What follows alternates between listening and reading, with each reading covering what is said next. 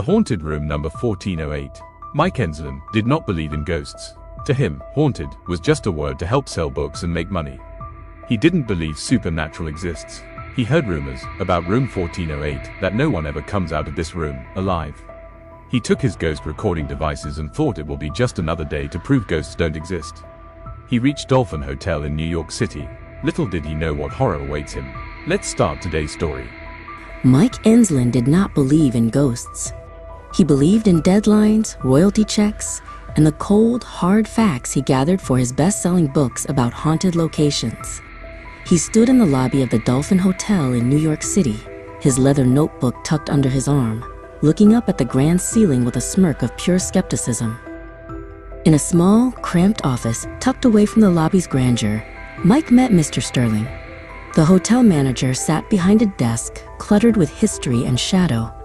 "Mr. Enslin," Sterling said, his voice trembling slightly, "I have spent my career trying to keep people out of room 1408. This is not a marketing ploy. It is a warning."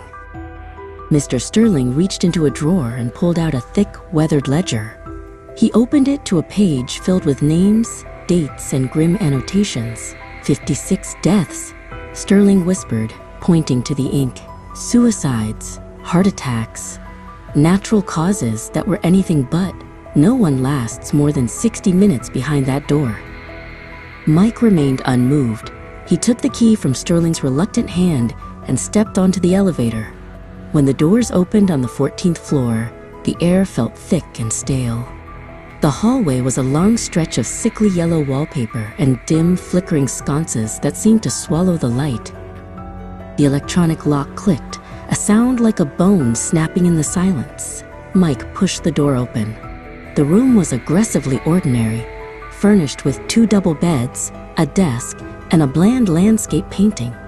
However, a faint smell hung in the air, the cloying, sweet scent of rotting lilies. "Entry 1, Mike said, clicking on his silver tape recorder.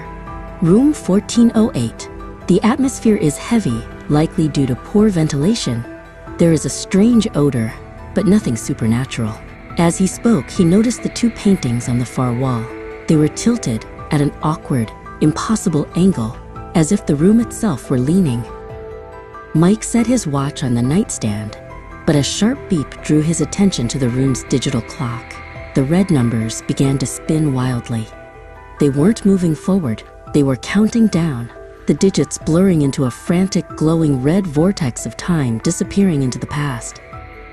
The television surged to life with a crackle of electricity, though Mike hadn't touched the remote. The screen was filled with harsh blue static that hissed like a predator. He stepped toward it to pull the plug, but the static cleared to show a video of a hospital room he recognized all too well. The air in the room suddenly turned cold enough to see his breath. Mike decided he had seen enough. He turned to the door and grabbed the handle, but it felt hot, then cold, then soft. He twisted it, but there was no click. The handle turned infinitely, and the door remained as solid as a stone wall. The room began to warp and groan. The ceiling bowed downward, pulsating slowly like a massive, heavy lung.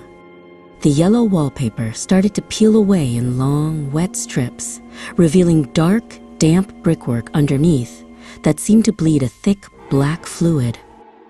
From the flickering light of the television, a figure emerged. It was Eleanor, a person from Mike's past he had tried to forget.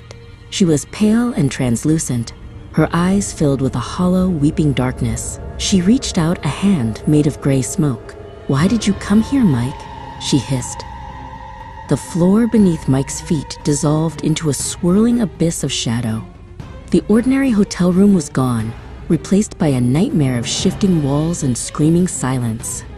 Mike Enslin finally believed in ghosts, but as the room closed in, he realized he would never have the chance to write their story. With a violent, bone-shaking jolt, the void collapsed. Mike slammed back onto the threadbare carpet. The room had returned, but it was unrecognizable. The walls were scorched and blackened as if by an ancient fire, and the cloying smell of lilies had been replaced by the suffocating stench of smoke and roasting meat. A wet, dragging sound emanated from beneath the nearest bed. Mike froze as a hand, too long, too pale, and possessing far too many knuckles, slid out from the shadows. It wasn't Eleanor's hand. It was a primal, skeletal thing that belonged to the room itself, scratching at the floorboards with black, jagged nails. The desk phone began to shriek, the sound piercing Mike's skull like a needle. He lunged for it, desperate for any connection to the world outside. When he pressed the receiver to his ear, a voice like 1,000 dying whispers filled the line. 8, 6, 4, 2. Your time is a circle, Mike. There is no door. He turned to the window and smashed the glass with a heavy chair, hoping for the cold night air of the city. Instead, he saw only a solid brick wall inches from the frame. The bricks weren't stone. They were composed of human faces, their eyes weeping black oil and their mouths sewn shut with jagged silver wire. "You won't have me," Mike screamed, his voice breaking into a sob. He fumbled in his pocket and pulled out his silver lighter. If the room wanted his soul, he would give it ashes instead. He flicked the wheel, and the small flame danced defiantly against the encroaching, unnatural shadows. He held it to the heavy, tattered curtains.